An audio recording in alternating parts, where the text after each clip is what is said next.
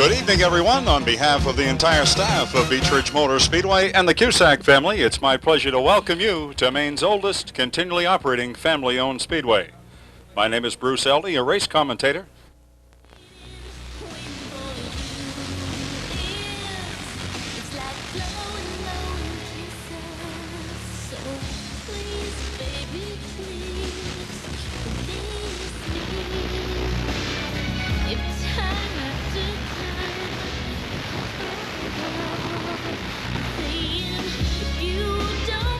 While the cars take another pace lap, I'll ask the youngsters in the crowd to take a look at their blue admission ticket, and I'll quickly read the winning numbers in the Junior Fan Club program. If you hold ticket number 036301 or 036318, you're a winner tonight in our Junior Fan Club program. That's 036301 or 036318. If you hold one of those tickets, you can take it right down to the main gate area that's directly in back of the flag stand. See one of the officials there and they will help you out. Right now, staging on the backstretch, Jim Culprit, Ed Gallant to bring the first heat. Looking for a start out of turn 4. Green is out.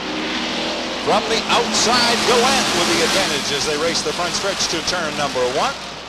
Culprit right back hard up the inside to capture the lead once again on the backstretch. Spin. Rod Hughes gets the number 57 turned about at the exit of the infield pit road. He gets it back underway. We stay green. Jim Culprit. Then comes Glenn Reynolds going at it side by side with Boucher in the 18.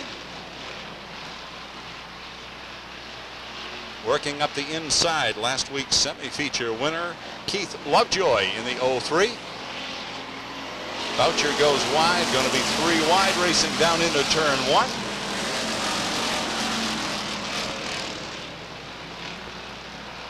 Remember, 12 cars to qualify for the main event. The rest will have to come back and try to do it via the Consolation event. Kurt Bean up against the backstretch wall, gets the car turned about, keeps it under power, and the wheel stays under green. Jim Culprit continues to show the way in the 99. Then comes Glenn Reynolds. Keith Lovejoy now up to challenge for that second place position as he works to the outside of the 05 with Reynolds.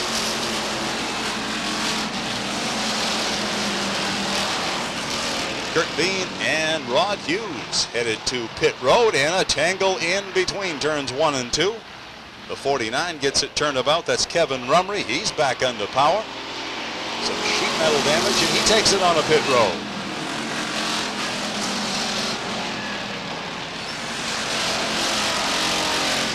Last qualifying positions in the hands of the number 19, up for grabs actually between the 19, the 83, and the 58.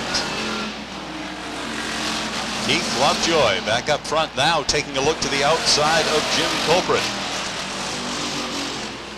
Culprit to the inside. Here comes Lovejoy to the outside. Keith Lovejoy way up high in the 03. Still trying to find a way to get up and challenge the 99 of Jim Culprit.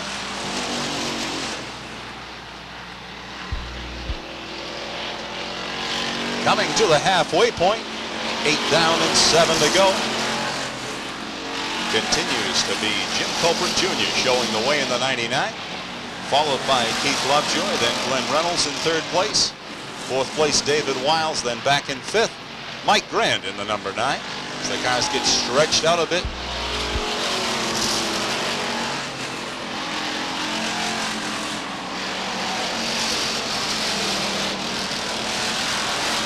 Last qualifying car right now unofficially would be the number 19. That's Jackie Roussel, a rookie in this limited sportsman division.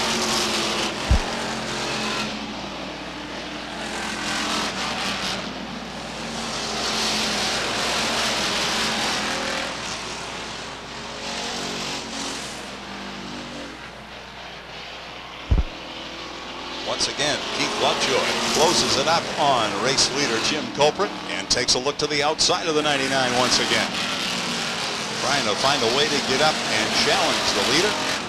Thus far has really not been able to get into a side-by-side battle with Jim Colbert.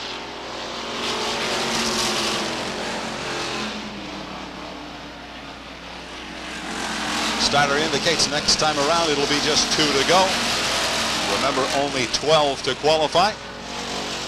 Challenge now being mounted by Keith Lovejoy as he once again tries to the outside, gets way wide across the stripe, trying to draw it up to the outside of the 99.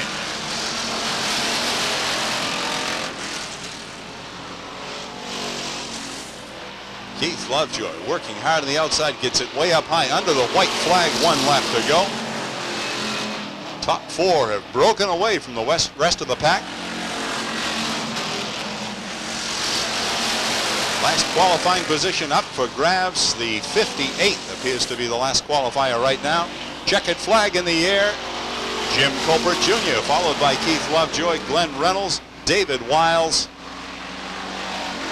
and the 0 of Wayne Whitten will round out the top 5.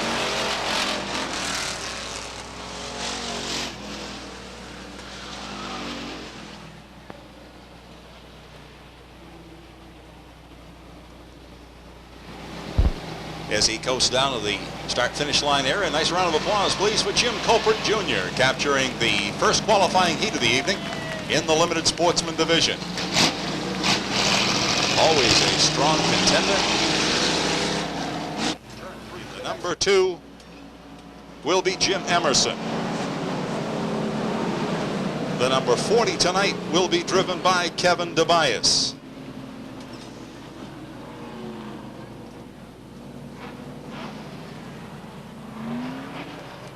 10 laps on tap for the Super Sportsman in their first qualifier of the evening.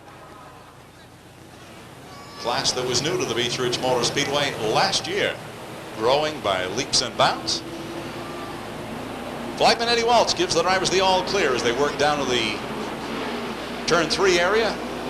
Tim Maloney, Rod Moody bring them to turn 4. Green is out. Tim Maloney gets the jump.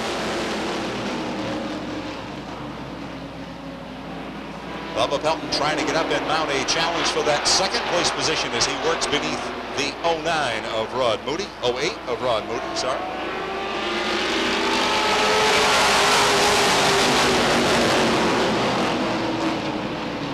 Pelton with the advantage for that second place position as he slips beneath the 08 of Rod Moody. Filling in the 4th spot is Phil Weeks in the number 9, and then the 5th spot to Craig Bernier.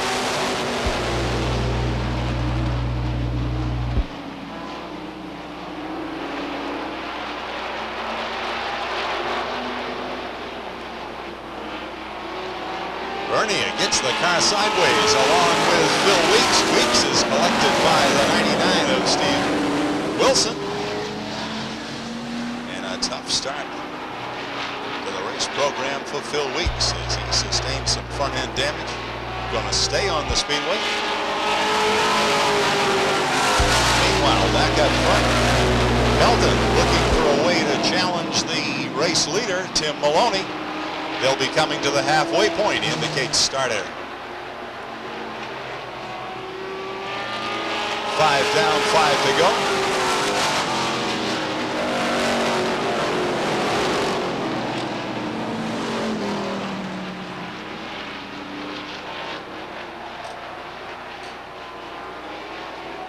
Bubba Pelton looking for a way to get up and challenge Tim Maloney. Maloney trying to hold that 69 right on the rail. And that will require Pelton to take a look to the outside. But he continues right down on that inside groove, hoping that Tim Maloney will perhaps slip out just a little bit.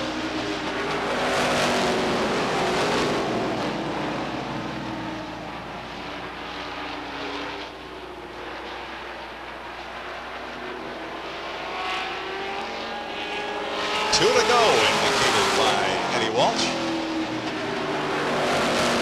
Top 3 just broken away from the rest of the pack.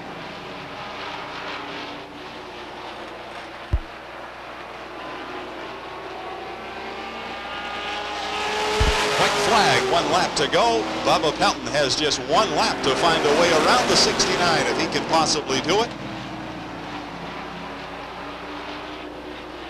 27, one of the strong runners last year in the inaugural year of this class. Checkered flag is out. Tim Maloney nails down the first qualifier for the Super Sportsman, followed by Pelton, Rod Moody, Craig Bernia, and Kevin Tobias. The top 5.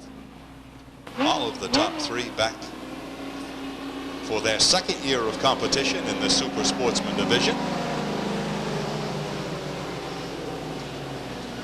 And as Tim Maloney brings it down to the start-finish line area, a nice round of applause, please, for Tim Maloney capturing heat number 1 in the D&W Builders Lickety Split Racing number 69. Working his way up to start 4th on the inside, Kerry Anderson in the number 51, Tom Bragg in the number 48, and Craig Strout in the number 7. 10 laps on tap. These are the lower point late model sportsmen at this point of the season. Flagman Eddie Walsh gives them the all clear as they work down the backstretch down through turn 3. Land and Babb on the front line. Green is out. Side by side across the line, side by side down into turn 1. Advantage to Tim Land out of turn 2 on the backstretch. Barry Babb trying to find a way to make that outside groove work. Now he drops it down to the inside to follow Tim Land. Both the 16 and the 0 trying to break away from the rest of the pack.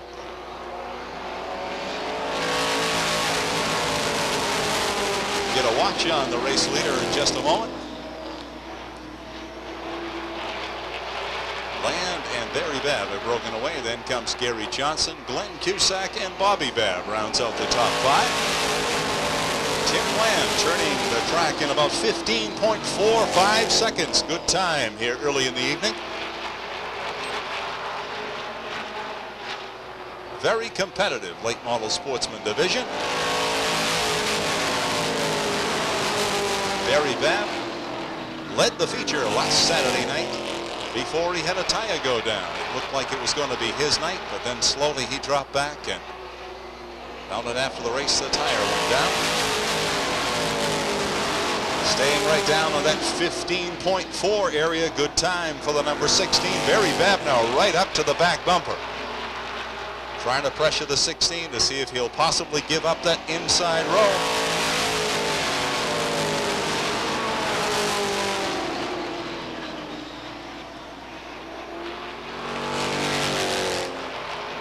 Tim Land, Barry Babb making it a 2-car race at the front, and then it is a 3-way battle coming up for position number 3.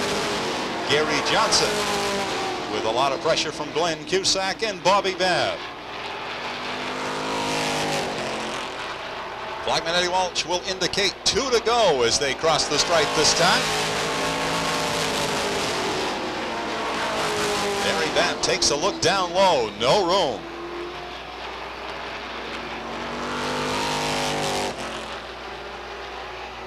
As they exit turn 4, the white flag is out. Babb has just 1 lap to find a way by Tim Land in the number 16.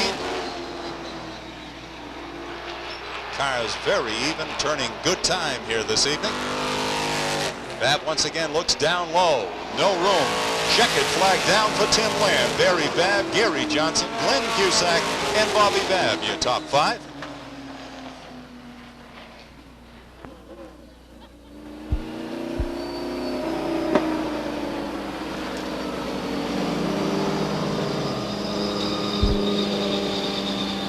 As he goes down to the start-finish line area, nice round of applause, please, for Tim Land. In the Tidewater late model sportsman number 16. The number 30 is driven by last year's Super Sportsman champion Ken McDonald. To his outside, Jeff Morgan in the number 70. In the number 61, last year's feature winner Gordon Nelson. To his outside, in the Channel One Video 111, Pee Wee Knight. Jim Burt in the 17. Dave Fecto in the 78. The 86 is driven by Rob Herrick. The 24, Danny Bobar. The 33, Bob Doak. And the number 37, defending champion, Larry Gelinas. all clear from atop the flag stand. 15 laps on tap. 12 to qualify for the main event.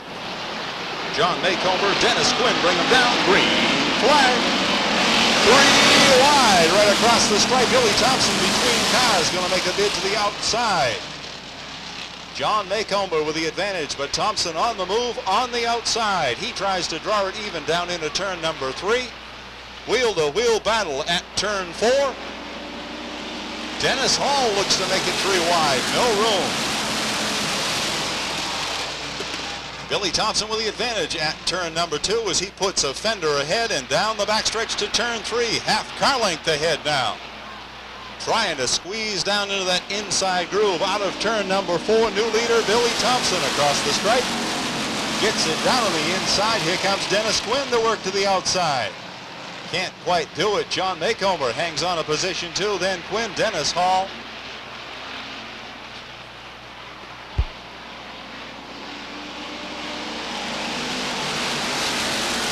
Alan Burby rounds out the top 5.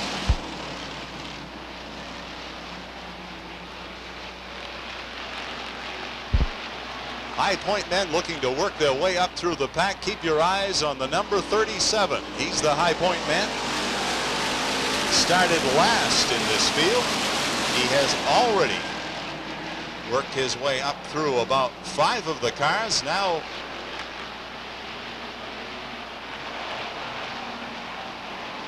is momentarily boxed in.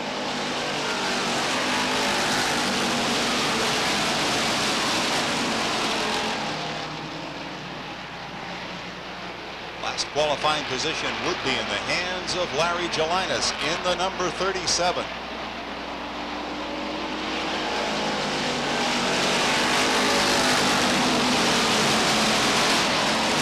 Always a tough race for the High Point men who start at the tail end of this qualifying heat. Runner-up in the point standings in the number 33. Bob Doak outside of the qualifying position, as is last week's feature winner Gordon Nelson in the 61 rather. Danny Bubar, also a feature winner this year in the number 24, trying to get up into a qualifying position.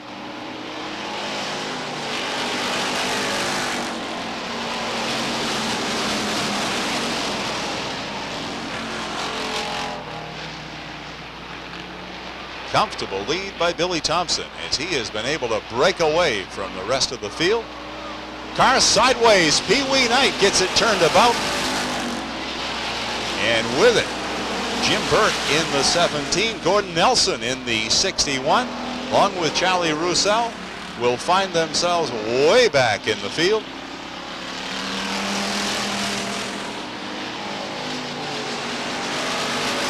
Thompson continues to build a comfortable lead over Dennis Quinn, your second place competitor. Then comes Dennis Hall in the 94.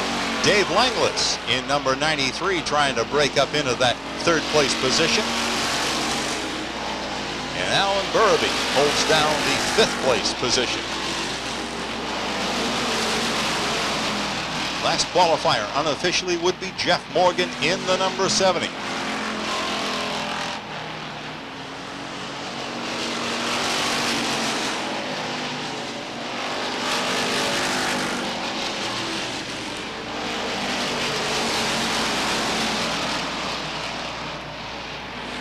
Flagman Eddie Walsh indicates it will be just 2 to go this time by. Billy Thompson with a comfortable lead. Then comes Dennis Quinn, Dennis Hall, Dave Langlis, Alan Burby.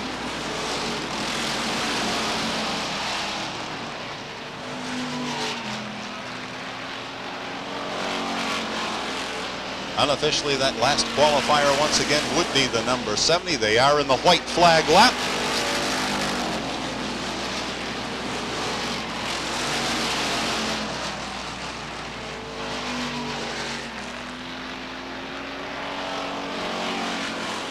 Checkered flag out as he exits turn 4 and across the stripe. Second qualifier to Billy Thompson. Dennis Quinn, Dennis Hall, Dave Langlis, Alan Burby round out the top 5. And a mad dash for that last qualifying position. Unofficially, we had the number 70, but we'll caution that is unofficial. We'll see those cars that did not qualify likely back out in a consolation event. Impressive run by Billy Thompson in the number 6. The number 6 sponsored by Custom Homes by Malcolm Pottle, along with the Pizza Barn, Tom Fogg, Don's Lunch. Some of the businesses supporting the effort of Billy Thompson and crew. Generally, they know it's coming out of turn 4 where the flagman wants to see that tight lineup. Once again, Steve Howard, Dave Bath will bring him to turn 4. This time, a green is out. Steve Howard with the advantage. Danny Palmer up to challenge Dave Bath for the second place position, and a two-way battle, Doug Shores and Dave Sprague.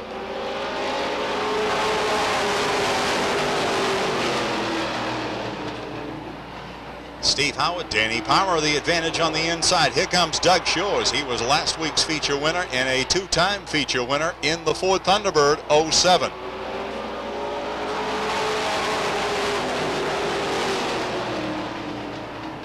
Dave Bath back to 4th. Sprague rounds out the top 5.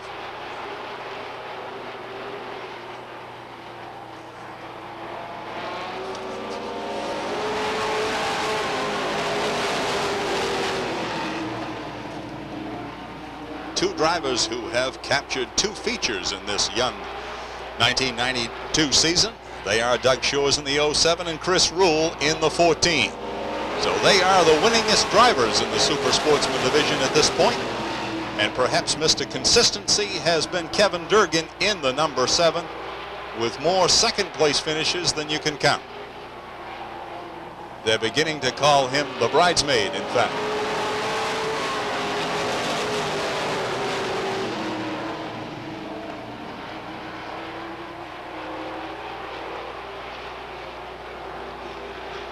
Gary Clough has worked himself into position 5. Doug Shores on the move now as he makes a bid to the outside of the second place competitor, Danny Palmer in the 93. Doug Shores in the 07 on the move. They cross the stripes side by side and into turn 1 side by side. Doug Shores trying to find a way out and around the 93 of Danny Palmer. Slight advantage to Shores now as they get into turns 3, looking to turn 4. 2 laps to go, indicates flagman Eddie Walsh. Advantage on the outside to Doug Shores as he has taken that second place position. Whether he can reel in race leader Steve Howard or not, he is going to try to do it as he begins to close now. White flag is out, just 1 lap to go. Also on the move, Chris Rule in the 14 has worked himself up into the top 5.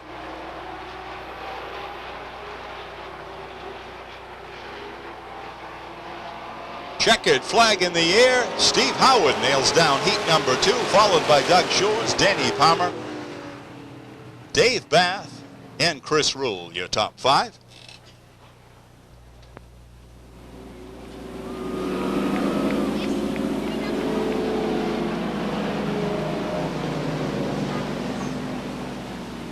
And as Steve Howard brings the 03 down to the start-finish line area, nice round of applause, please, for the Bracket Machine Scarborough Auto Parts 03 and Steve Howard. The number 41 of Gary Pulsifer. Fire under the hood of the 41. That will bring things to a halt. And what a misfortune for Gary Pulsifer, an all-new chassis. Mike Mayetta assisting Pulsifer out of his racer.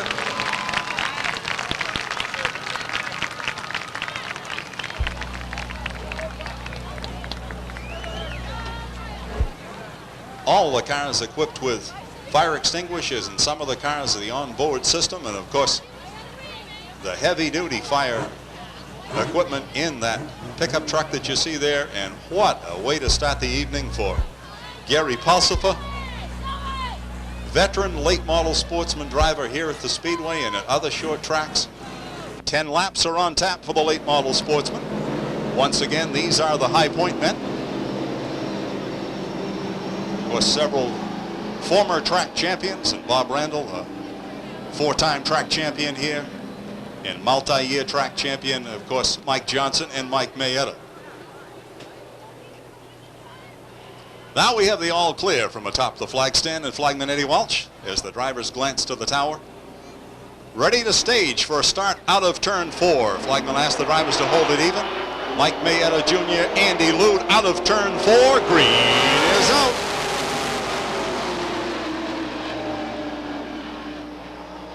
Young Mike Mayetta shows the way. Son of Mike Mayetta Sr. in the number 13.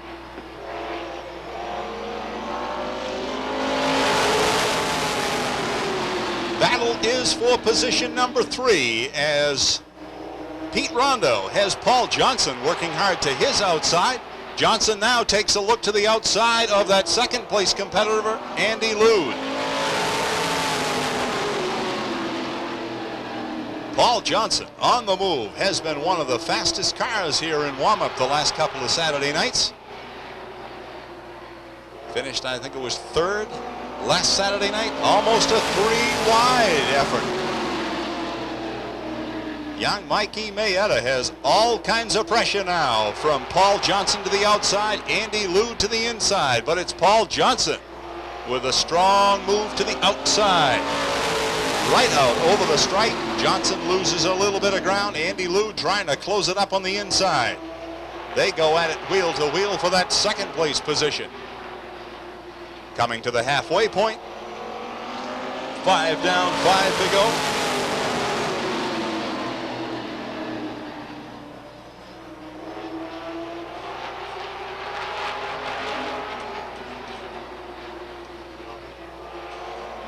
Paul Johnson continues to work hard on the outside, trying to find a way to get up and challenge young Mike Mayetta.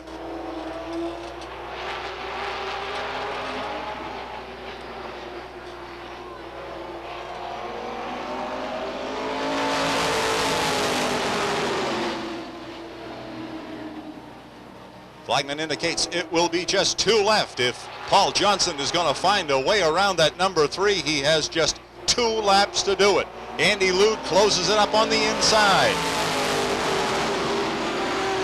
Mike Mayetta turning the track in about 15.58 seconds.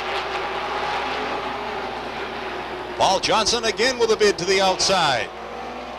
White flag is out, almost a 3-wide once again. Paul Johnson trying to draw it even at turn number 3 on the backstretch. Down into turn 3, Paul Johnson trying to draws it even into turn 4. Wheel to wheel out of turn 4. Mike Mayetta hangs on by a bumper. What an effort by young sophomore driver in the late model ranks, Mike Mayetta Jr., as he holds off the veteran Paul Johnson with a strong bid from the outside, had Andy Lude to the inside. All kinds of pressure for the young man who has been impressive in the late models. As he coasts down to the start-finish line, nice round of applause. Mike Mayetta Jr. in the Cellular One Mayetta Construction, number 3.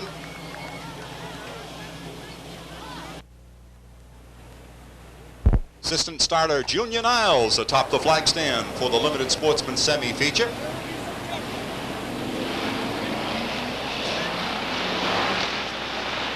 Robert Bodwell and Roger Williams bring him to turn 4.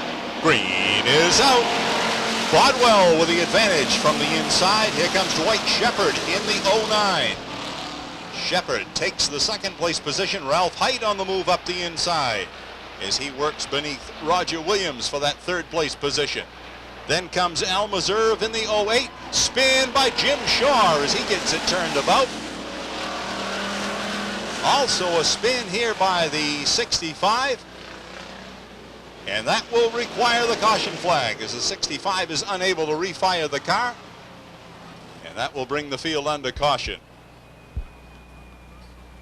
Assistant starter Junior Niles indicates the track is clear. And we will look for a start once again at turn 4. This time, Robert Bodwell and Dwight Shepard bring him to turn 4. Green flag. Bodwell with the advantage from the inside. Car still dusting off a little bit of speedy dry. Bodwell shows the way, but veteran Dwight Shepard is on the move on the outside, as is Larry Vos in the 67. Shepard trying to get up and challenge Robert Bodwell for that lead position. Ralph Height holds down position 3. Larry Vos is 4th. Roger Williams rounds out the top 5.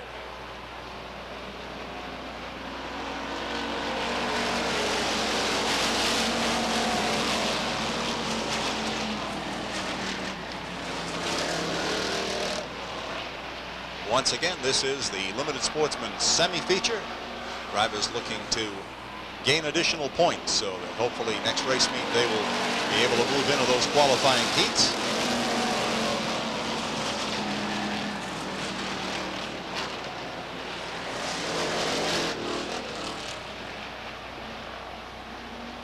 Have a side-by-side battle for the 3rd place position. Ralph Height on the inside. Larry Vos with the advantage from the outside as he slides by. Goes a little wide, however. That is for the 4th place position. Shepard takes advantage of the slower car and takes the outside route around race leader Robert Bodwell. And we have a new leader in the 09. That's Dwight Shepard. Little bit of a veteran maneuver out of Dwight Shepard. He happens to be the father of Ryan Shepard in the number 34, which you saw a bit earlier, rookie in the division.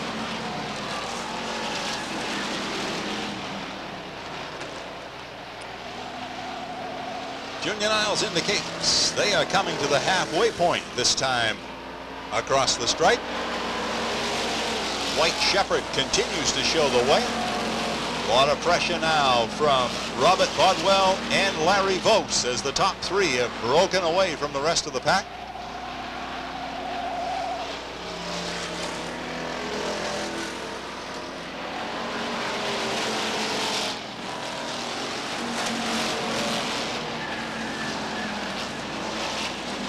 Gary Adams gets the 74 sideways, does a nice job of straightening it out. Straightening it out. Passing flag going out to a couple of slower cars as the leaders are approaching the 22. That's Bob Barash and the number 60. 60 driven by Mark Booker. Shepard going low, Bodwell going high. Shepard hangs on by a fender. Dwight Shepard says, I'll take the low road, and Bodwell says, I'll take the high road. And so far it paid off for Shepard, but Bodwell right back to challenge once again as they go at it wheel to wheel, side by side across the stripe. And they trade some paint now out of turn 2, get hooked up. And that turns the lead over to Larry Vos as the race leaders were going out and around the slower car. 2 laps to go. And apparently a tire cut down on the 09 of Dwight Shepard. Right front tire flat on the 09 as Dwight Shepard and Robert Bodwell got together. Got up against the backstretch wall. White flag is out. Larry Vos was able to slide by as both Shepard and Bodwell went wide. Bodwell trying desperately to get back and challenge Larry Vos, but he's not going to have time enough. Larry Vos nails down the semi-feature, followed by Bodwell. Ralph Height, the 43 of Scott Connor, and the 95 Roger Williams. That is unofficial. Young man who was a steady competitor last year. Gotten a bit of a slow start this year. Looking to work his way out of this semi-feature competition and into the qualifying heats.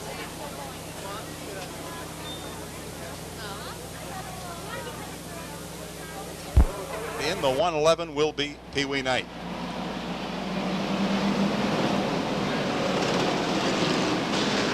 4 on the inside to the 87 of Bob Collette. Charlie Roussel to his outside in the number 10. Then comes the 53 of Don Miner, the 17 of Jim Burke. Then the 49, driven by Kevin Rumry. The 61, Gordon Nelson, Kurt Bean in the 42, Bob Doak in the 33, Rod Hughes in the number 57, and Dave Fecto rounds out the field. Green is out. Have a spin in turn 4. That is the 57 of Rod Hughes. He manages to get it backed into the infield. Ryan Shepard continues to show the way from the point.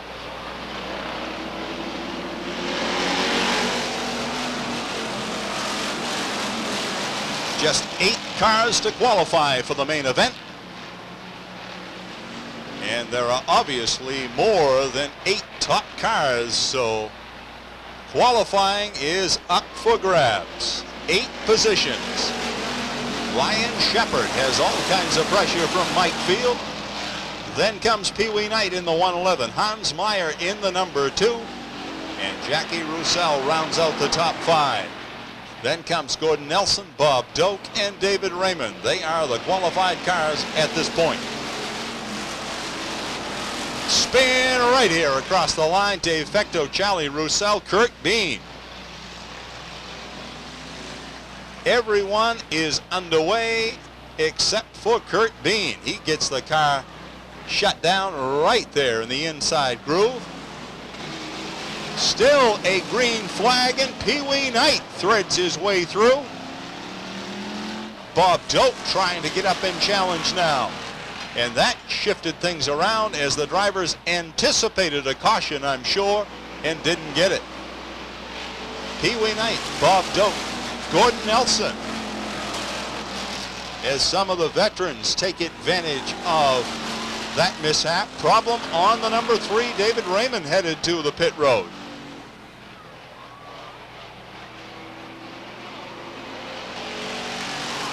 Oh, a spin out of turn number 4. Qualifying wild and woolly in this consolation event.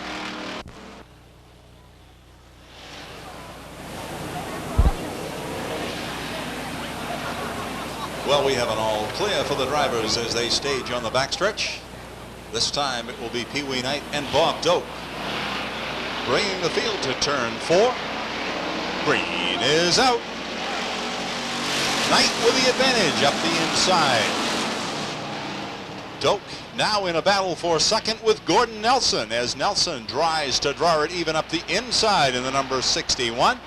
Mike Field on the move up into position number 4. Ryan Shepard rounds out the top 5. Remember, just 8 cars to qualify for the main event. Coming to the halfway mark.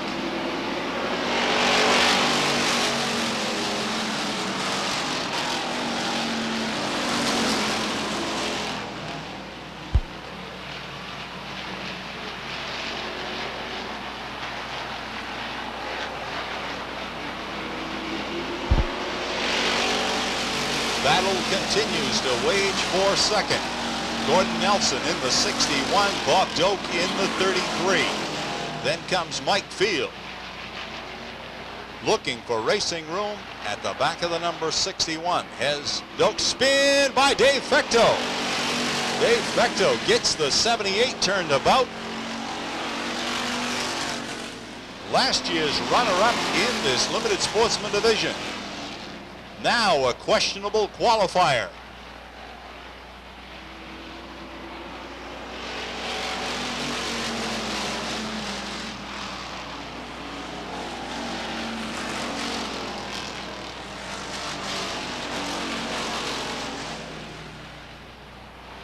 Battle continues for the second place position. Gordon Nelson with all kinds of pressure from Bob Doak in the 33, Mike Field in the 88.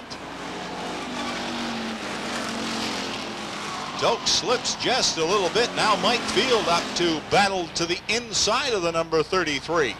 Flagman Eddie Walsh indicates just 2 laps to go. Pee Wee Knight with a 3 to 4 car length lead over Gordon Nelson. Nelson trying to reel in the 111.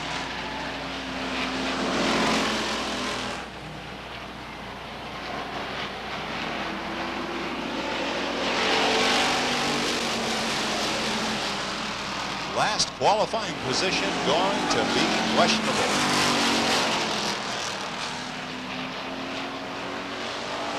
I believe it is unofficially the 17 of Jim Burke. Checkered flag in the air for Pee Wee Knight as he nails down the Consolation event, followed by Gordon Nelson, Mike Field, Bob Doak, and Ryan Shepard. Your top 5.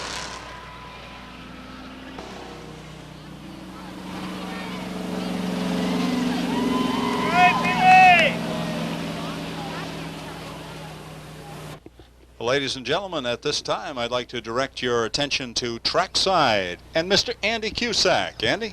Thank you, Bruce, and good evening, everybody. Welcome to our second evening race of the season. We'll start tonight by speaking with a gentleman who has accumulated a total of 5 championships at this raceway, 4 in the limited sportsman division, 1 in the late model sportsman division. You've just seen him compete in a heat race. Would you welcome forward the driver of the Pleasant Hill Gardens, number 33, Mike Johnson.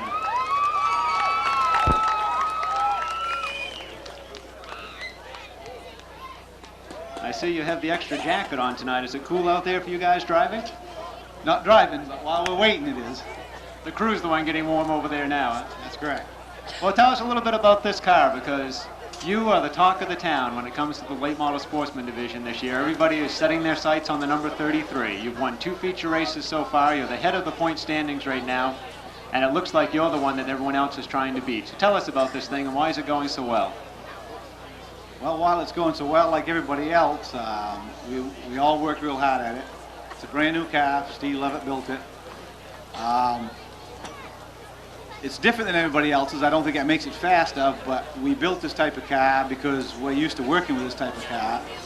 And it's basically what our old car was, except a few minor weight advantages over the old car. The old car was like 8 years old. And frame run up over the rear end. This one runs under, and just a lot of minor changes. And I don't know what makes it so fast. It just works real well, and it has right from the day we've come out. And I hope it still keeps going that way. So this car is brand new from the ground up? This car is brand new from the ground up. There's nothing in it used except last year's motor that we had new motor man this year. High Torque Engines is building the motors, and that's the only thing that's old but refreshing from last year. In comparison to some of the other competitors in this late model division, there's a lot of new technology out there right now that can be used in these cars, and you and your crew have opted, as you say, to go with this older style car. It's as some might put it, an outdated technology. But it seems to be working well for you. Why would you choose to go with a car that isn't necessarily the current state-of-the-art knowledge and technology? Well, we had a car a couple of years ago that was the other type car, and we struggled with it. And I think it was us, not being used to what the car was, and we struggled for 2 years with it. And we always had our old cars, and one time we had to bring the old car back out, and it went real well. So from then on, we stuck with that old car again because it did so much better, and I enjoyed driving it that much better, I should say, and it worked better for me as a driver. Somebody else in the car might have made it work for them, but the newer one, but the old one worked well for me, and we opted to stay with that situation.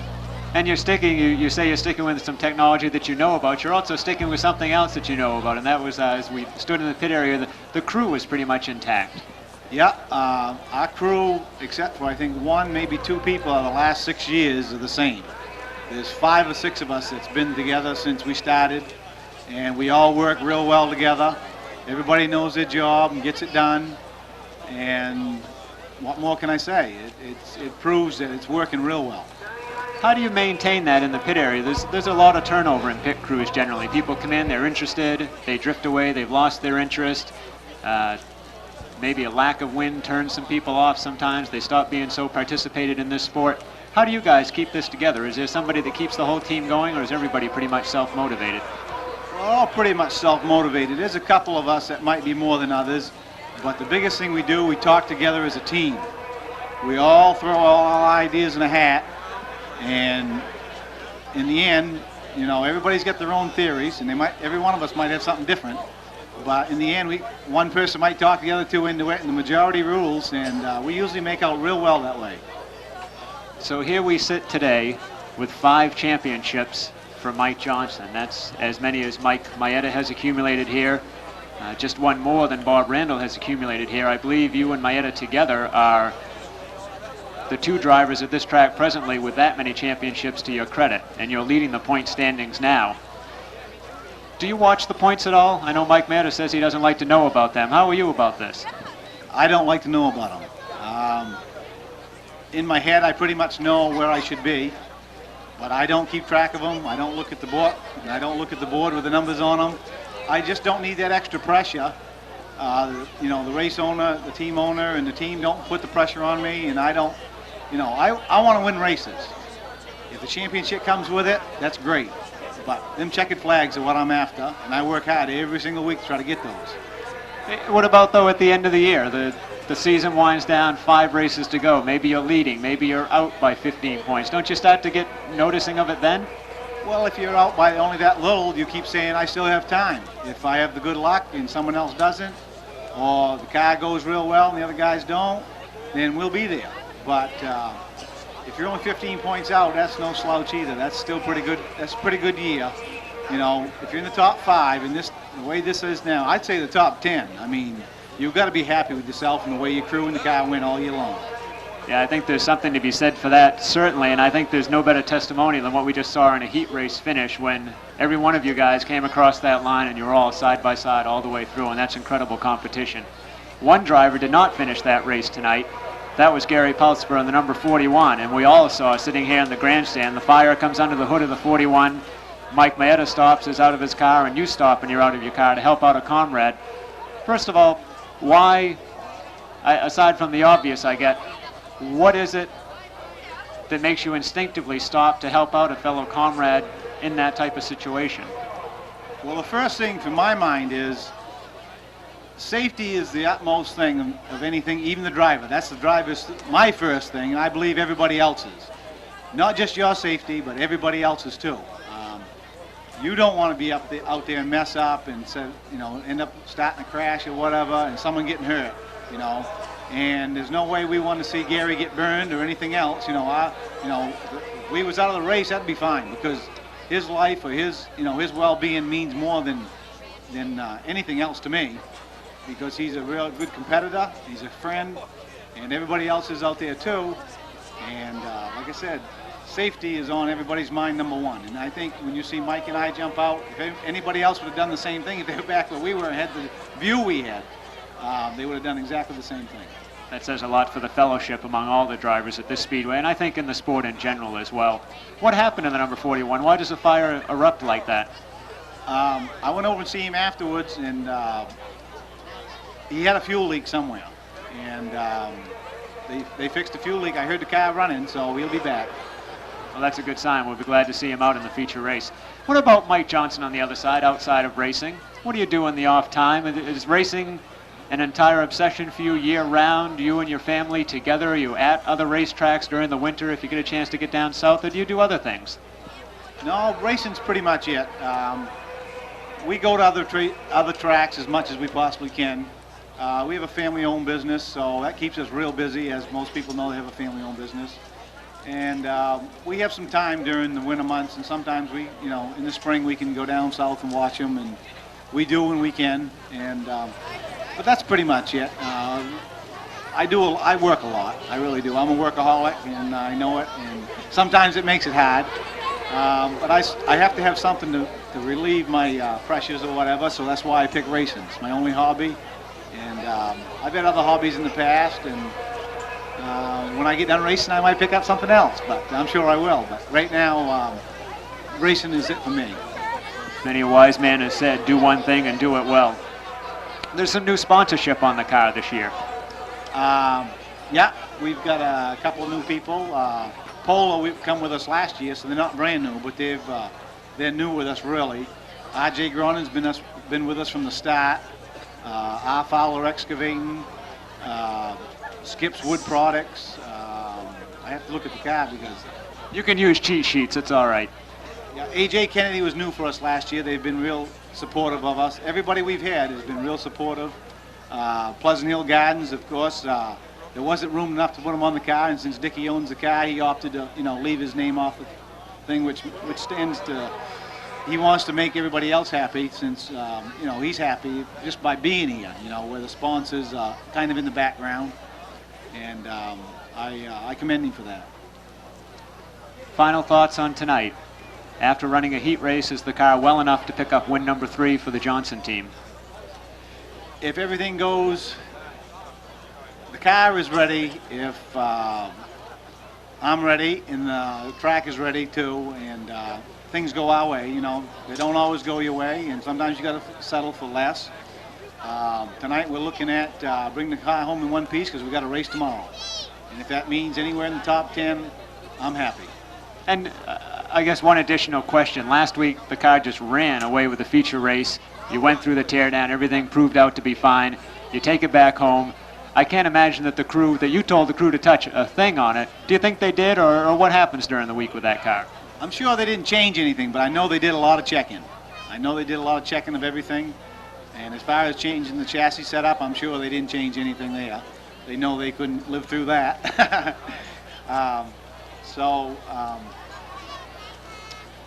So basically, we're looking at the same car that we had last week that ran away with this race, so we should still have the same thing together.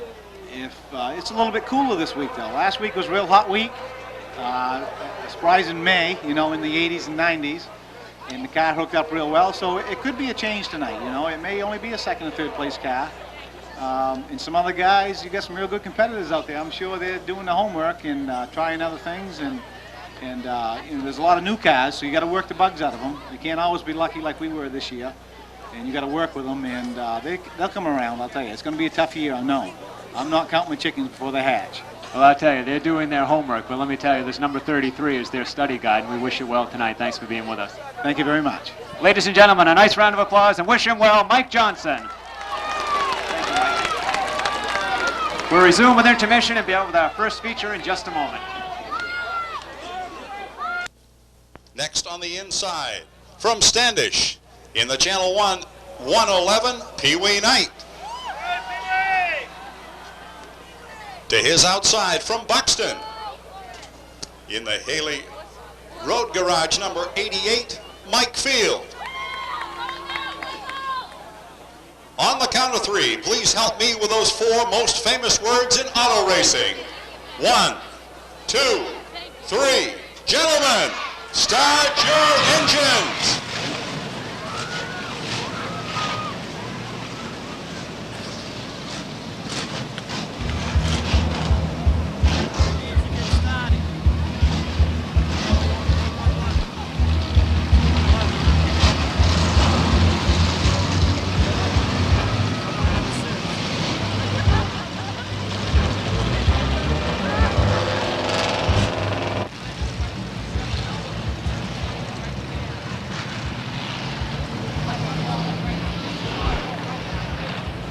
Obviously some problems with the lineup, and we apologize for that.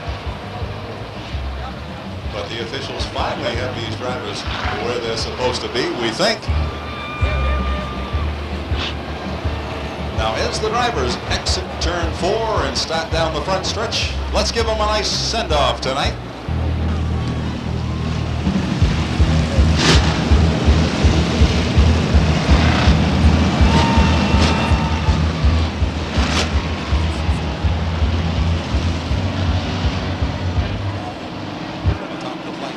Flagman Eddie Walsh.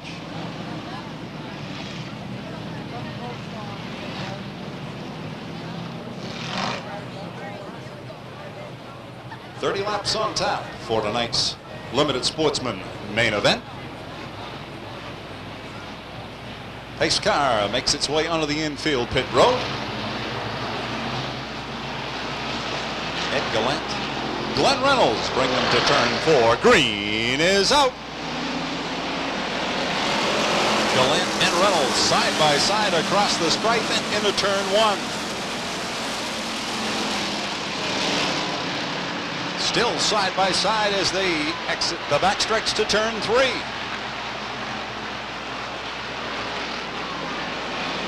Slight advantage from the inside, veteran Ed Gallant. Hans Meyer in trouble over in turn 4. Another car gets turned about. I believe it's the 17 of Jim Burton. He's back under power, and we stay green. Passing flag goes out to Jim Bird as he takes it right down to the inside. Ed Gallant continues to show the way. Glenn Reynolds, Jerome Boucher battling for second. Then comes David Wiles. Wiles working to the inside of the 03 of Keith Lovejoy.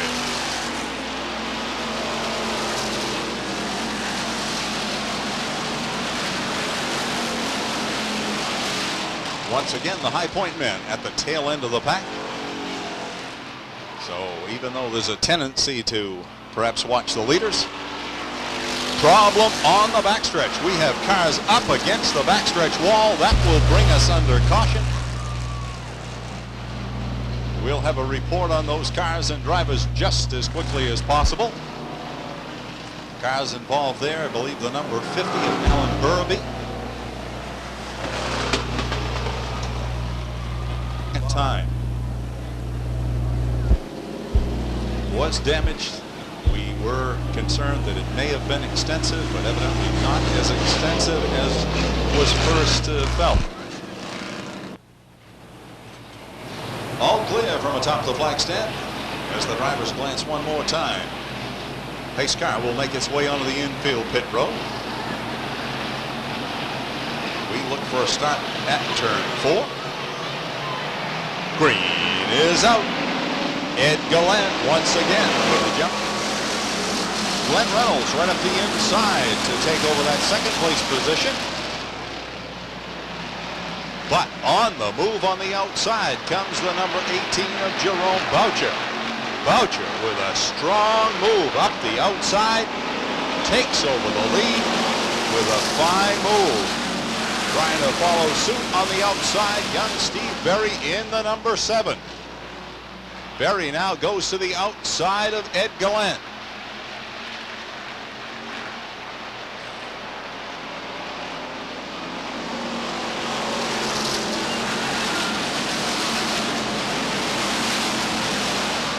Some 3 wide racing through turns 1 and 2.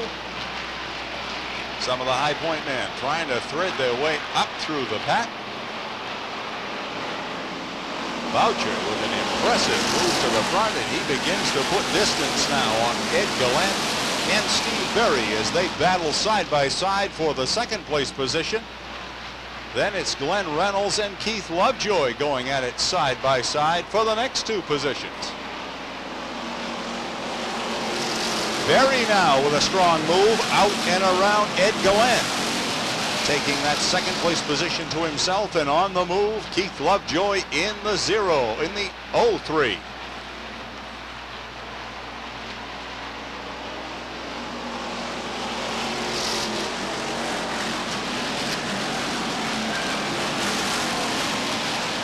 Several cars trying to get a bid on the outside, among them Kurt Bean in the 42. Tim Gendron in the 12. Rob Herrick in the 86. Gordon Nelson in the 61. All trying to make time on the outside. Now Danny Bulbar in the number 24 also sets to the outside.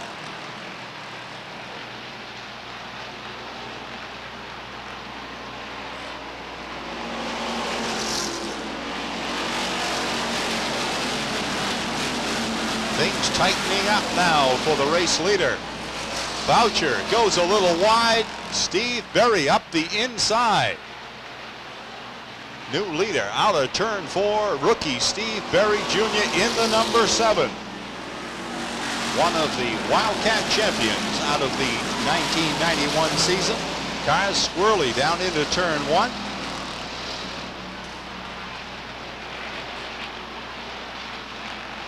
Steve Berry beginning to open it up a bit now. 18 has Keith Lovejoy to his outside. They go at it side by side for the second place position. Spin by Donnie Whitten in turn 2, and he is collected by, I believe it's the 58. That will put the cars under caution. Donnie Whitten out of his racer. Ken McLeod able to back away from that Sanperi and take the car onto pit road. So fortunately the drivers are okay. Donnie Whitten around to assess the damage on the right side of his number 83. All clear once again. 12 laps down.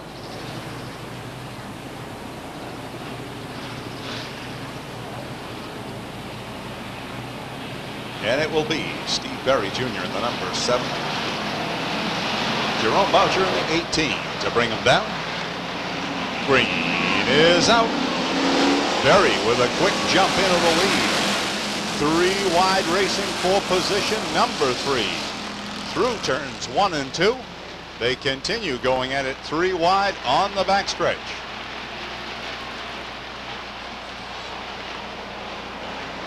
High Point men now trying to break loose from the back of the pack and take it to the front.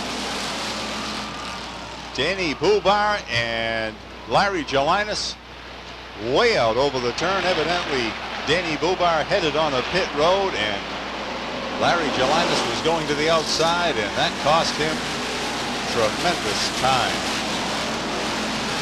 Flagman indicates it will be the halfway point next time by.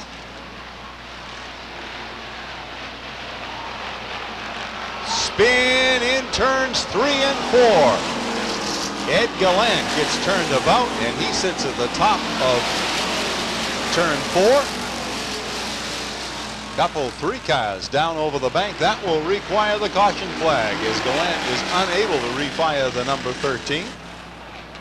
All clear from atop the flag stand. 14 laps complete of this 30-lapper for the Limited Sportsman. Pace car makes its way onto the infield pit road once again. Steve Berry on the point. Green is out. Steve Berry jumps right back into a quick lead. This time Keith Lovejoy will follow up into the runner-up spot. Cars tangle on the backstretch. Ryan Shepard off over the top of turn 3, halfway point. 15 down, 15 to go.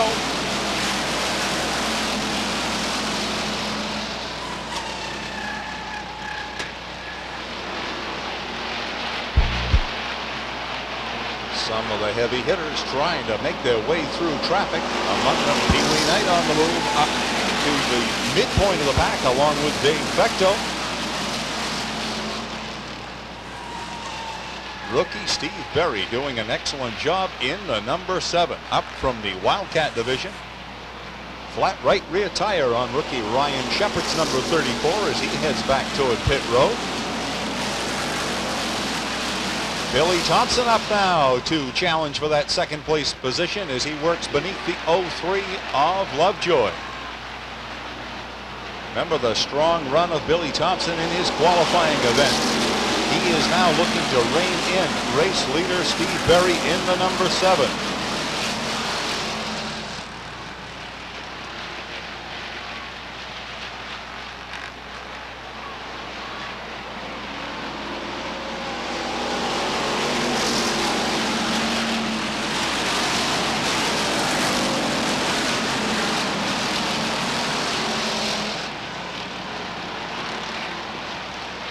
Rookie Steve Berry with an excellent run, but he has a veteran reeling him in now. That's Billy Thompson in the number 6. Then comes Mike Field, Keith Lovejoy, and Kurt Bean rounds out the top 5. Some of the High Point men still trying to find a way through the pack. Gordon Nelson now, along with Jeff Morgan. Berry goes way wide. That opens up the inside for Billy Thompson. Thompson trying to close the gap. Get up to challenge to the inside of the number 7. Couldn't do it that lap. They're working lap number 22 of this 30-lap event.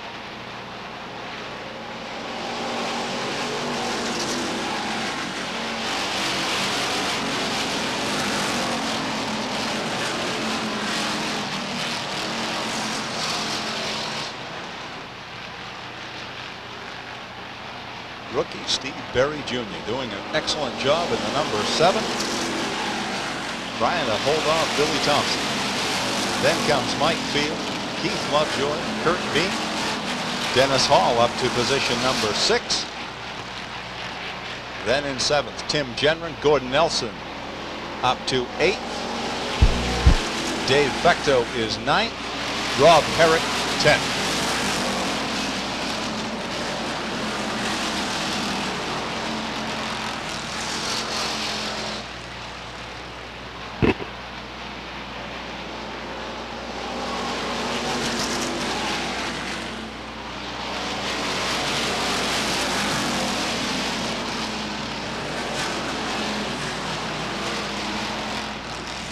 Problems on the Mike Grant number 9 as he appears headed for pit road. Meanwhile, back up front, Billy Thompson putting all kinds of pressure on rookie Steve Berry. But thus far, Berry has held the point in the number 7. Now Mike Field up to challenge Billy Thompson. Mike Field takes a look to the outside of the number 6, couldn't make a bid, drops back to the inside.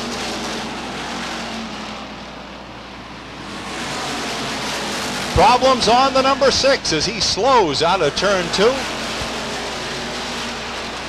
Something perhaps giving up in the number 6. 2 laps to go. Rookie Steve Berry shows the way. Followed now by Mike Field in 2nd place position. Keith Lovejoy 3rd. Kurt Bean is 4th. And Dennis Hall and Billy Thompson battling for position number 5. Out of turn 4. White flag out. 1 lap to go.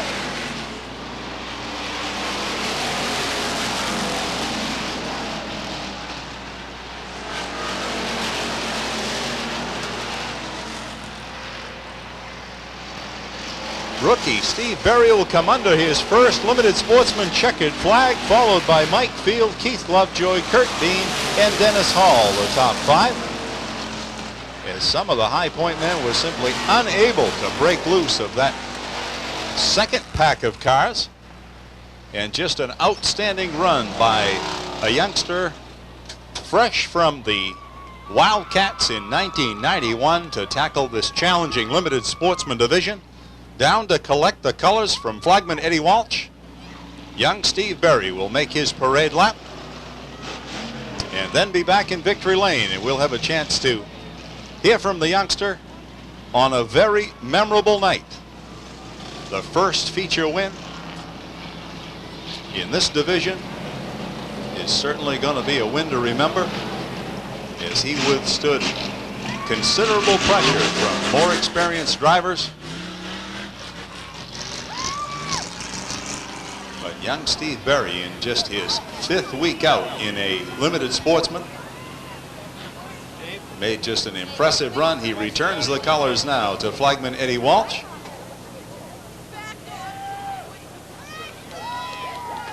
The number 7, sponsored by Scarborough Auto Parts, prepares to exit the number 7. We go trackside now to Andy Cusack. Andy? Thank you, Bruce. He's new at this game, so we'll give him directions to get over to this spot. But would you welcome in his rookie season in the limited sportsman, first win ever, Steve Berry Jr. Steve, congratulations. Thank you. This has got to be one tremendous moment for you. Very. I'm surprised, actually. And you're new at this game, so this is the hot seat when you stand out here and have to tell everybody what's just happened. But what was it like for you out there for a first win? It was easy, actually. It was. I was just driving, riding around. I liked it.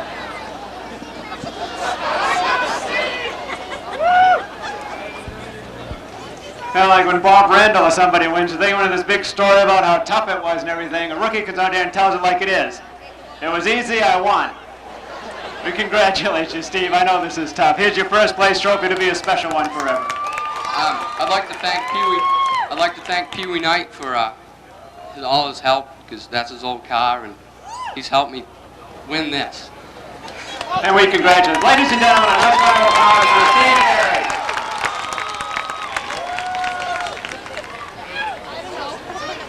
If you purchased a 50-50 ticket, why don't you take it out of your pockets at this time?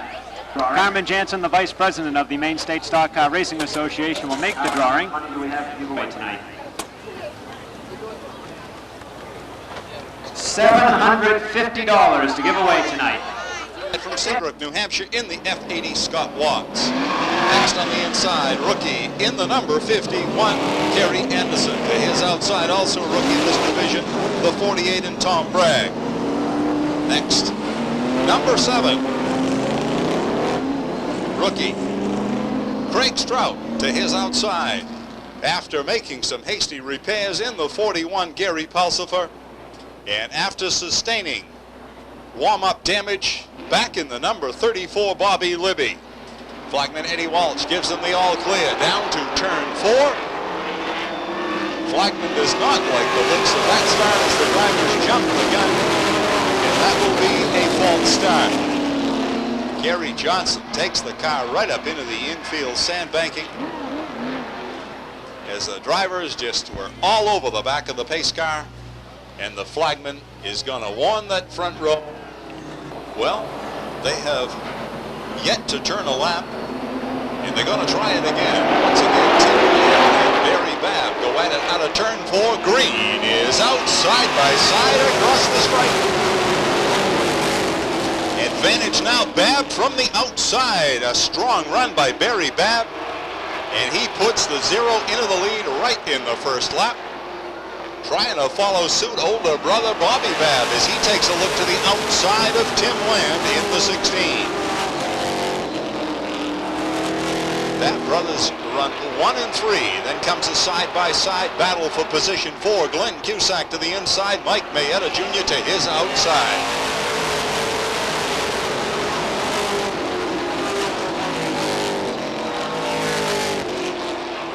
Tangle on the backstretch as cars get turned about, and we have a serious tangle on the backstretch. Will require the red flag as the backstretch is blocked. We will give you a report just as soon as we have it.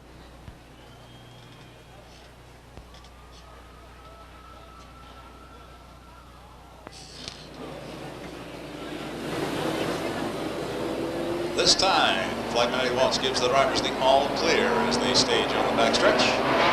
Once again, it will be Barry Babb and Tim Land. Pace car makes its way on the infield pit road. Green is out. Barry Babb from the point, followed right up the inside by brother Bobby Babb as he works beneath the number 16 of Tim Land. On the move also on the inside row, Paul Johnson in the number 35.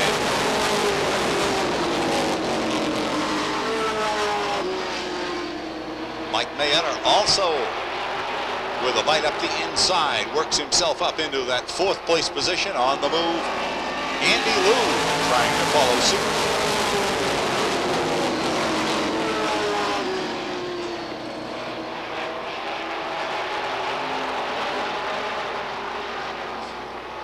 Paul Johnson takes a look to the outside of the number 4 of Bobby Babb.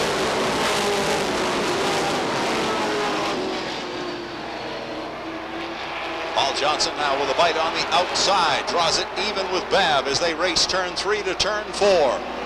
They exit turn 4 side by side, cross the stripe. Johnson with just a bumper advantage.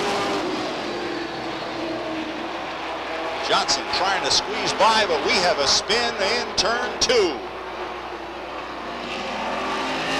That will put the field under caution as Tom Bragg is unable to fire the car before the caution flag comes out.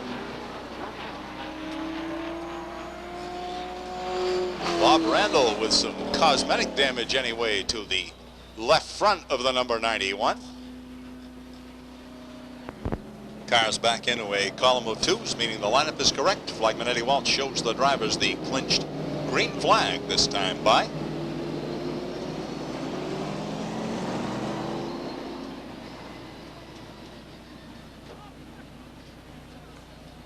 All clear from atop the flag stand. The lights are out on the pace car. We should be ready to go at turn 4. This time, Barry Babb has Paul Johnson sitting to his outside.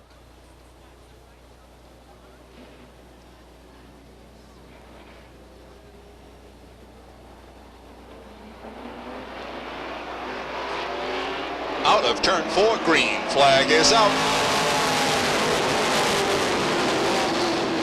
Barry Babb once again, and the battle is for second. Paul Johnson working hard to the outside of Bobby Babb, trying to take second place to himself.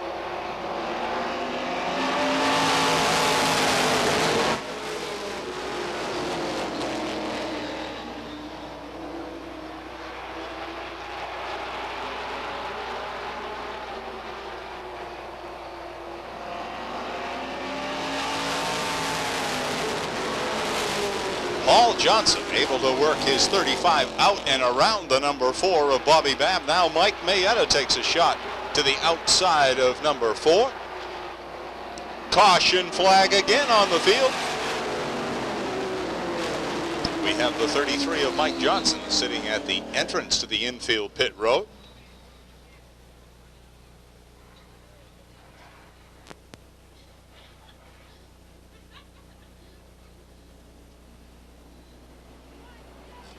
Pace car onto the infield pit road. They pick up the pace now at turn 4. Green is out. Barry Babb with the advantage once again from the inside. Trying to shake loose of the number 35, Paul Johnson. Bobby Babb trying to get up there and challenge Johnson for that second place position as Babb works hard up the inside row.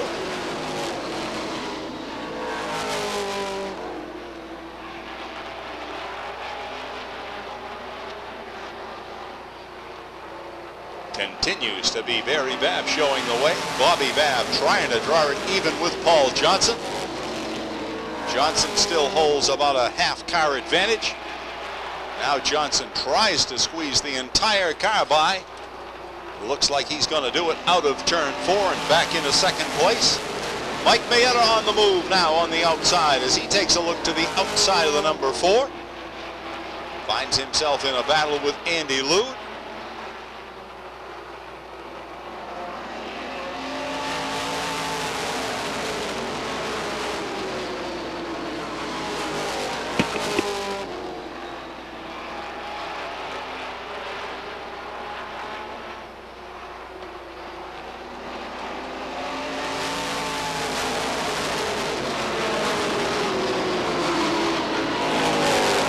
Barry Babb continuing his effort to hold off hard charging Paul Johnson. Johnson takes a shot at the outside again at turn 4.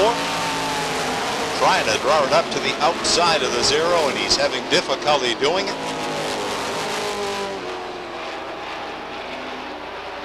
At turn 3, Paul Johnson draws it even now to turn 4. They come out of turn 4 side by side, cross the stripe.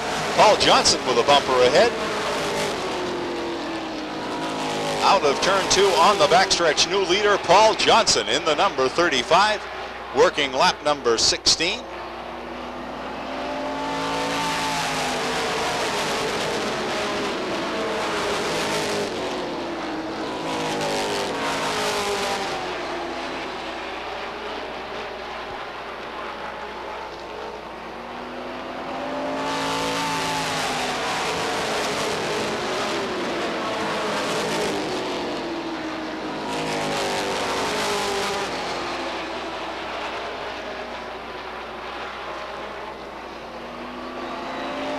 Halfway point, Paul Johnson, Barry Babb, Mike Mayetta, Bobby Babb, and Andy Lude, your top 5.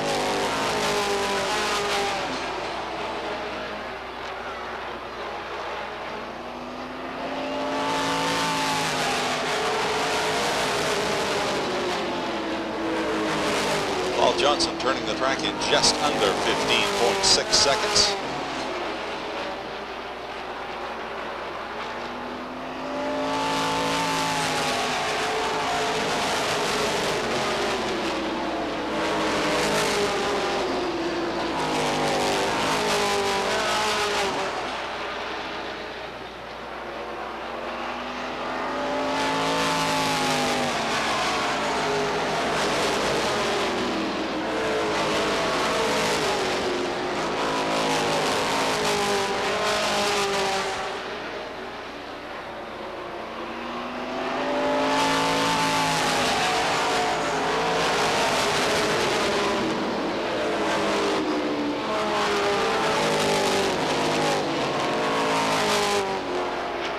caution flag out as the 48 of Tom Bragg gets it turned about over in the 3-turn area.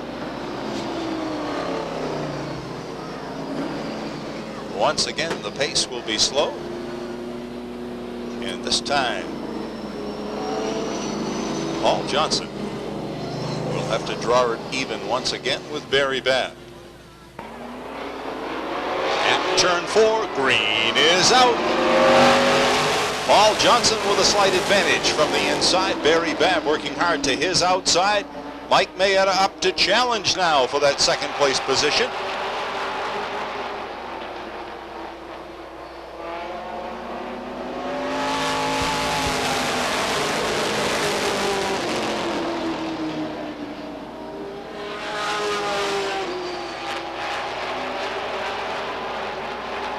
Paul Johnson with a quick run in the number 35 tonight, quickly putting distance now on Mike Mayetta and Barry Babb as they battle for that second place position. Bobby Babb is 4th. Andy Lude holds down the 5th place position. Paul Johnson continues to turn the track in approximately 15.6 seconds.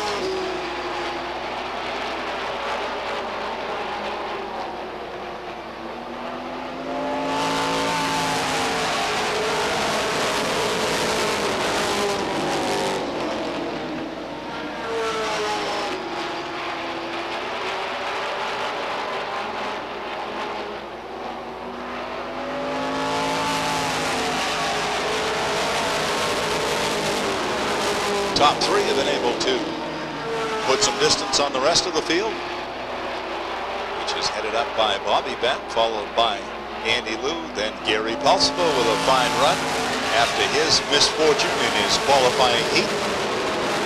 Recall the fire from beneath the hood of the number 41, and now he's up to challenge Andy Lude, trying to break up into that top 5. Gary Pulsipher taking a look now to the outside of Bobby Babb. Worked his way up to position number 5. Takes a look at position number 4 now as he works outside the number 4.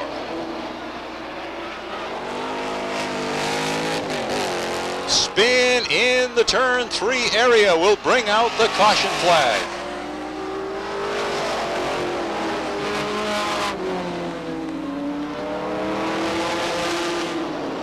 Involving the first and second place competitors.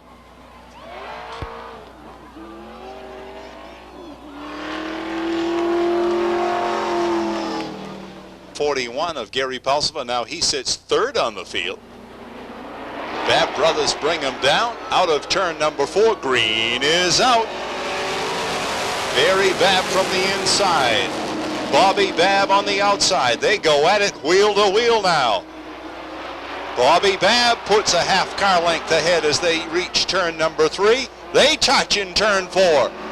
Barry Babb gets a little squirrely, does a nice job of straightening the car out. And the Babb brothers go at it wheel to wheel. Gary Pulsipher now up to challenge on the outside of Andy Lude. Takes over that 3rd place position.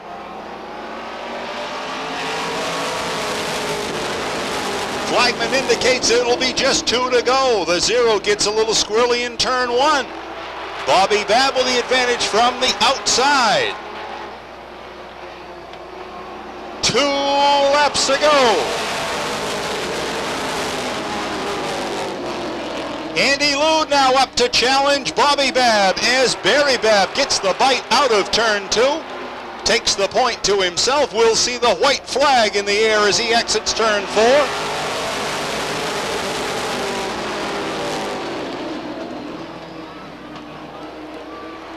Andy Lude now going to take a look to the outside of the 0. Changes his mind, drops down to the inside. Checkered flag in the air. Barry Babb, Andy Lude, Bobby Libby, Bobby Babb, and Tim Land. Unofficially a top 5.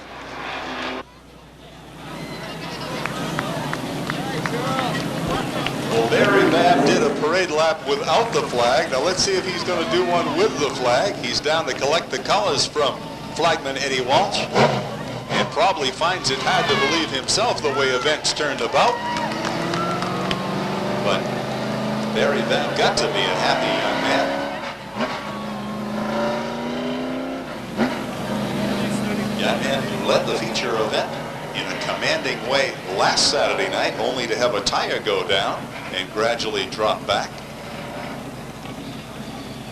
Instead of falling upon hard times as he did last week, he falls to some good fortune. Bobby Libby, who started the evening out in a tragic way, getting the brand new 34 into the concrete, ends up third.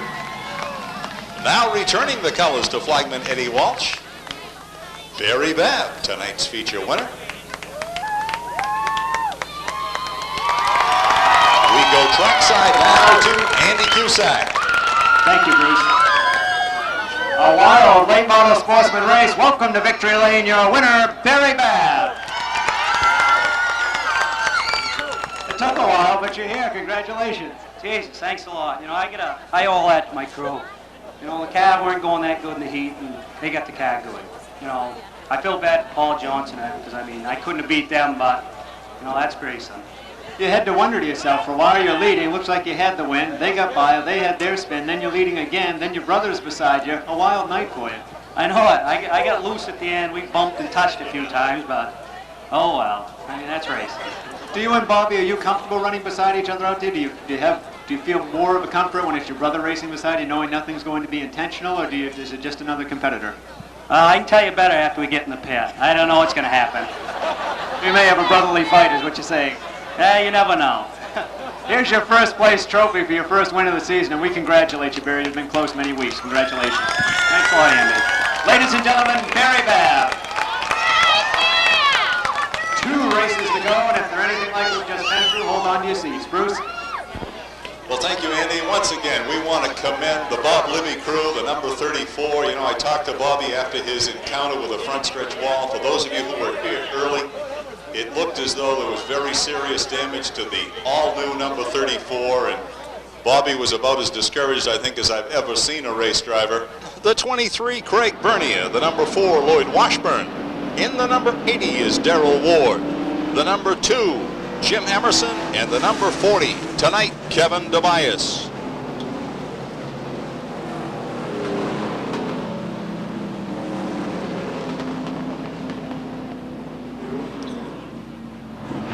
Flagman Eddie Walsh gives them the all clear. 30 laps on tap for the Super Sportsman.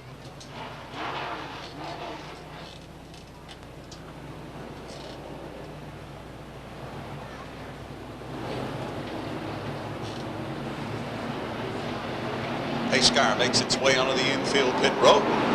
Tim Maloney, Rod Moody bring the field to turn 4. Green is out. Side by side down into turn 1. Slight advantage on the inside, and Tim Maloney. Pelton up the inside, gets the 27 out of shape, does a nice job of straightening it back out, but not before he gives up 2 positions. As Rod Moody fills that position number 2, and then Steve Howard with a hard charge up the outside takes over position 2 on the backstretch. Danny Palmer now with a hard charge up the outside along with David Bath.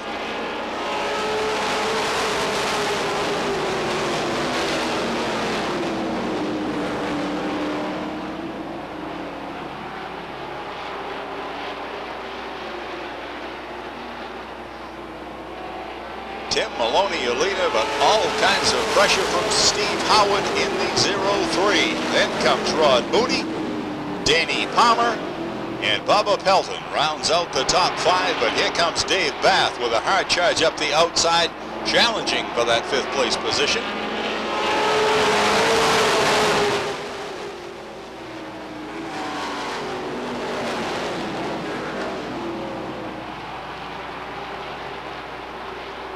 Problems on the number 14 of Chris Rule as he has taken the 14 onto pit road.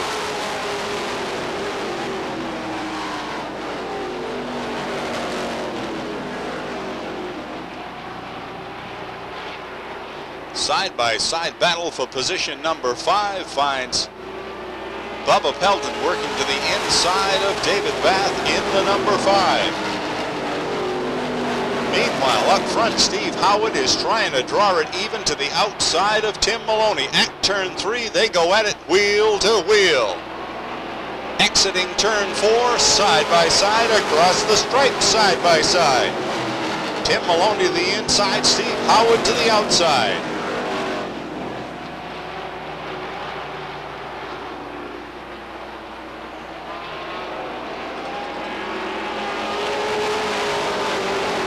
Tim Maloney and Steve Howard continue a wheel-to-wheel battle for that lead position.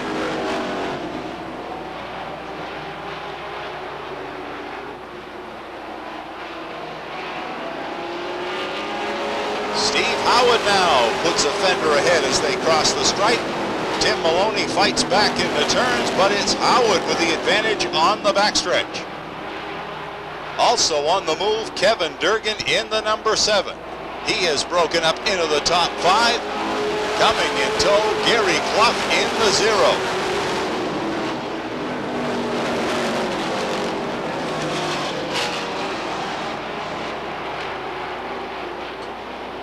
Spike Manitoul on the move in the number 89 as he works now to the outside of Rod Moody in the 08.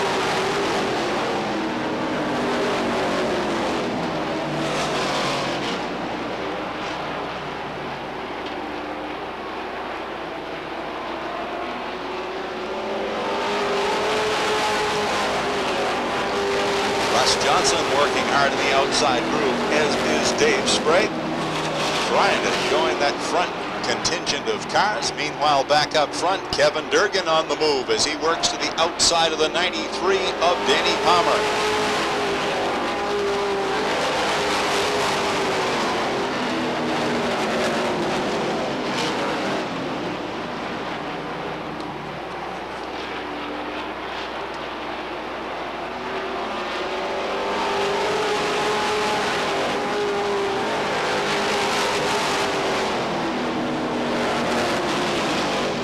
Walsh indicates it will be the halfway point next time by. Steve Howard working himself into a comfortable lead. 15 down, 15 to go. Tim Maloney is second, Danny Palmer third, Kevin Durgan up to fourth, and Gary Clough in 5th place. Kevin Durgan now trying to find a way out and around the 93 of Danny Palmer, draws it even on the backstretch, puts a fender ahead at turn 3. Current point leader Kevin Durgan trying to wage a gradual charge to the front. Now he's up to challenge the 2nd place competitor.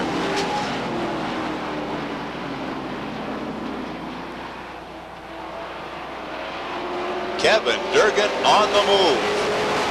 Tangles with Tim Maloney as they race the front stretch to turn number 1.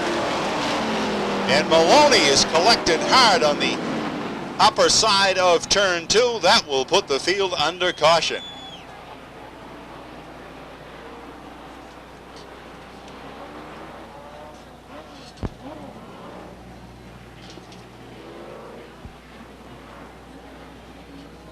All clear from atop the flag stand. 18 laps down.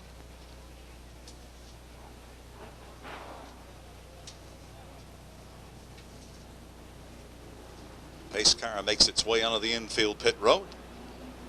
Steve Howard on the inside. Danny Palmer to the outside will bring the field to turn 4. False start indicated by the flagman.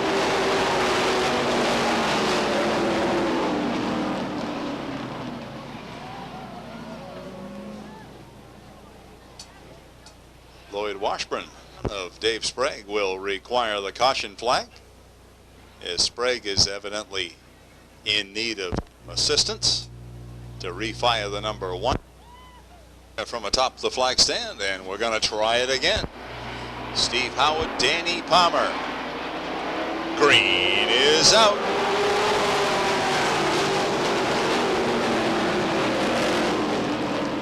This time, Dave Bath right up into second place from the inside.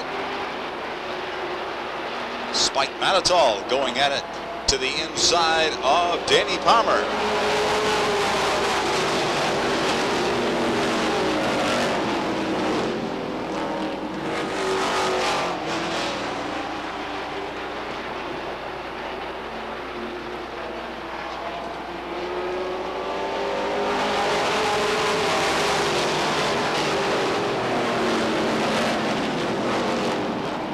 Once again, Steve Howard putting some distance between himself and the second place competitor, that being Dave Bath in the number 5. Bath has all kinds of pressure from Spike Manitoul. Then comes Doug Shores and Danny Palmer rounds out the top 5.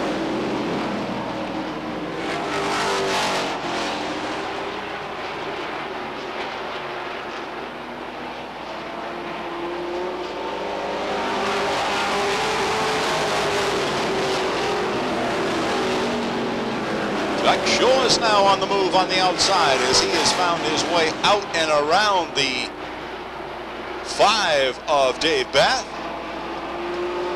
Doug Shores with 2 feature wins under his belt, trying to rein in race leader Steve Howard. The lone Ford in the Super Sportsman class.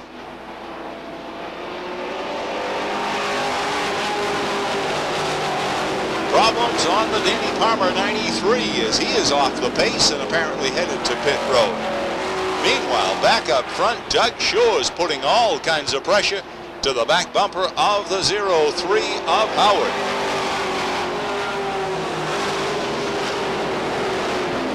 Doug Shores takes a look to the outside of Howard now.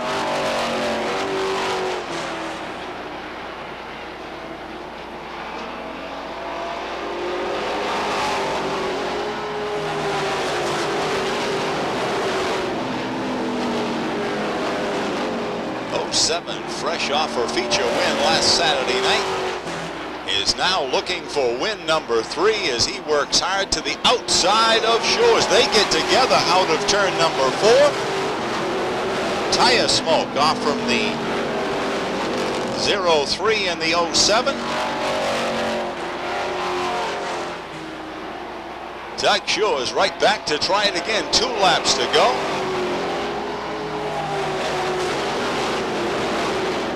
Shores right hard out of turn number 2. Puts a fender ahead as they race to turn number 3. Steve Howard to the inside, Doug Shores to the outside. White flag is out.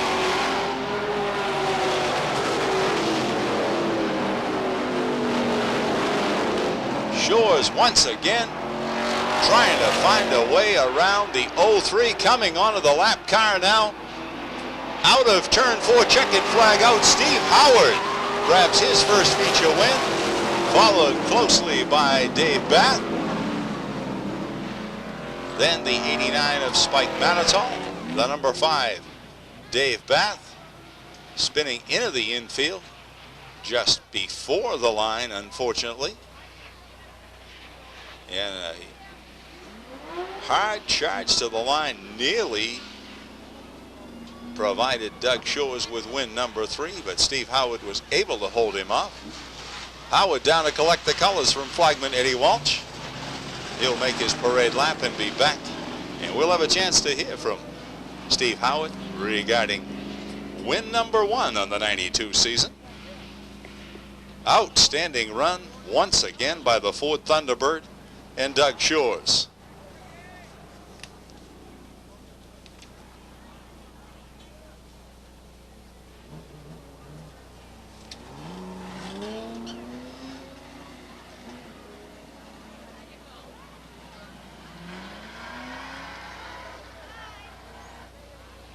Steve Howard back with the checkered flag for flagman Eddie Walsh, ready to exit his 03.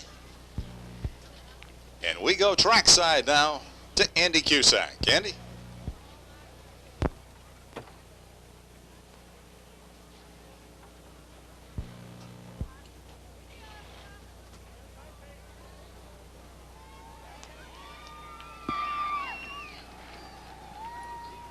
Ladies and gentlemen, please welcome into victory lane out of Scarborough, Maine, Steve Howard. Steve, congratulations. Thank you. That was kind of a wild race out there, especially coming down at the end with Doug Shores right beside you, and you had a slower car ahead of you. Did you think you were going to make it through that? I didn't know on the last lap. I saw him coming up, and I just hoped I could get around him without Doug going by on the outside. Well, Rod Moody moved down to the inside. Had he not done that, did you have a plan? No, not at the moment. Is this your second career win? No, fourth. It's got to feel good every time you pick another one up. Oh, it does. I'd just like to thank my sponsors and Mitch Barrady and my mother and father and Bracket Machine and everybody else that's helped me through the past few years. We know they're proud of you, too, and I'll tell you, you've been very close every week now, and it's nice to see you pulling off. Here's your first place trophy for your first win of the year. Congratulations, Steve. Thank you. Ladies and gentlemen, once again, a round of applause for Steve Howard. Wildcats still to go. Bruce? All right, and waiting over there in the turn 3 and 4 area are the Wildcats, something a little bit different from what you have seen thus far. As you can tell, to start with, 3 wide in the Wildcats to start their feature event. Here's a look at Jim Kremlick in the number 52. Bonnie Johnson in the number 53. Chris Warming in the 85. Scott Dumont in the 911, ready for a start at turn 4. Green is out. Todd Fitz in the number 29 shows away, spanned by the 47 as he crosses the stripe.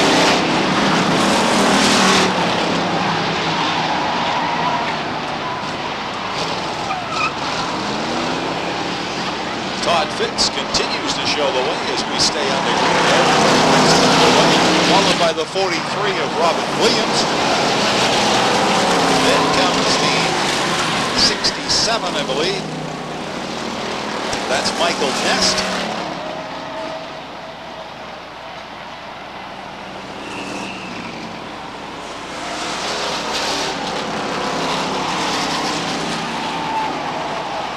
Seven is Joe Hennessy, working himself up into position number 3. That's unofficial.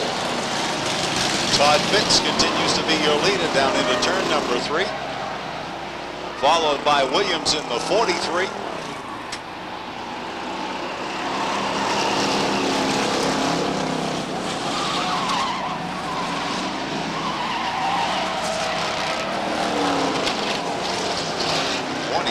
Having all kinds of problems getting that straight. That's Dennis Clown. Car's up against the backstretch wall. We have a car turned about on the backstretch. He gets the car back underway. Trouble is, he's headed the wrong way.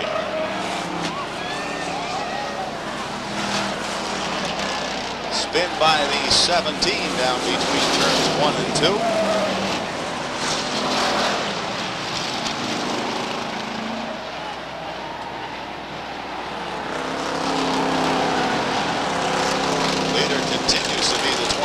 Todd Fitz.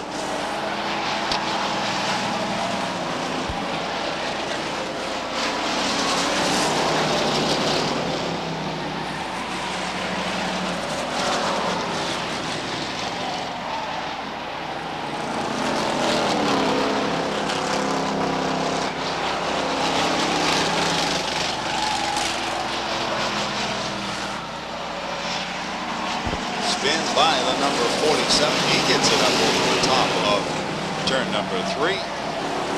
That's Robert Harriman at the number 47.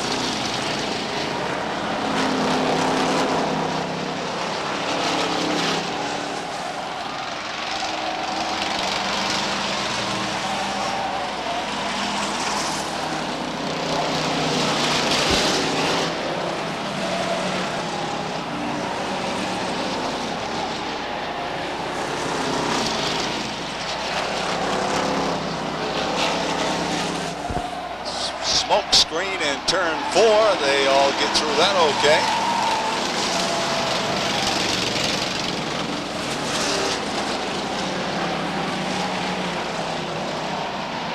Todd Fitz gets past in that little skirmish in 1 and 2, and the new leader, I believe, unofficially 67, Michael Ness.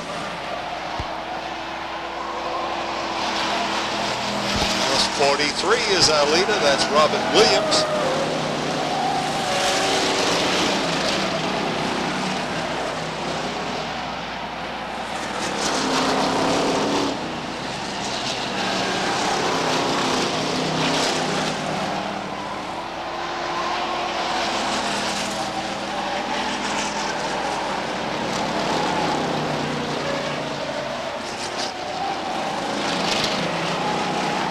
number 7 now your leader. Joe Hennessy.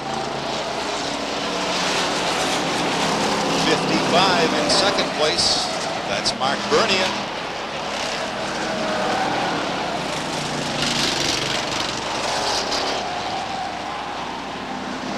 Mark Bernier trying to find a way out and around the number 7. Has to follow him through on the inside. Unofficially, number 7, your leader.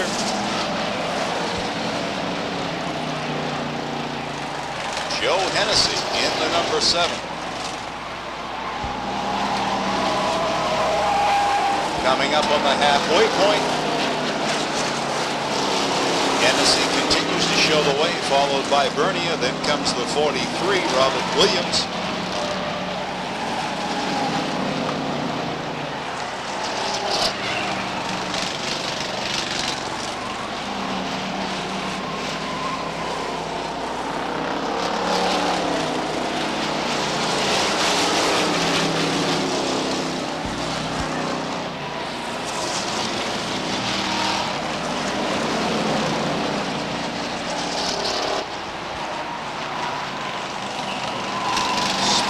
By the number 7 as he gets tagged in the turn 3 area, gets the car back underway. That should turn the lead over unofficially again to the 55, Bernier.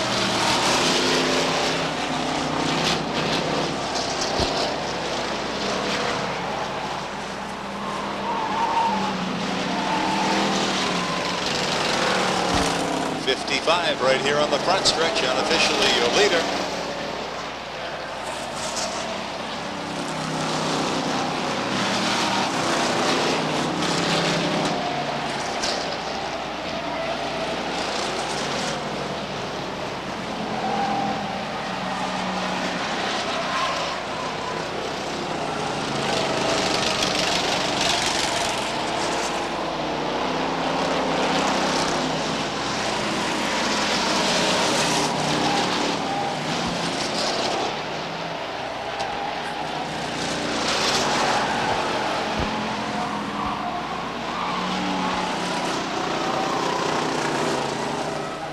Cars scatter in the 3 and 4 turn area. So far, the drivers do a good job of avoiding that car.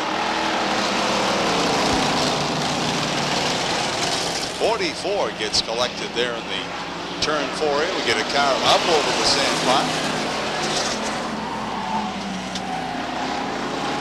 White flag is out to the number 55.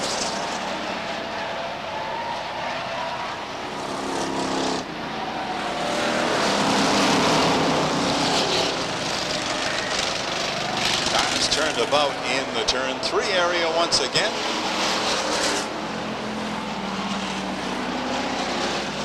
Here comes your leader, the number 55, unofficially.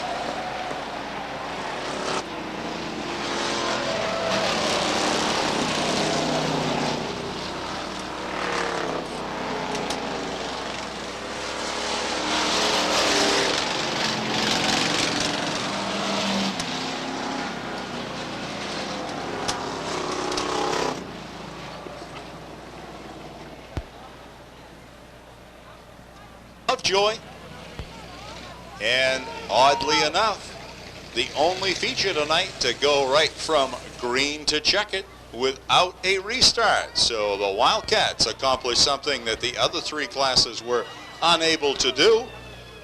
And congratulations to Tom Lovejoy from Alfred in the number 10.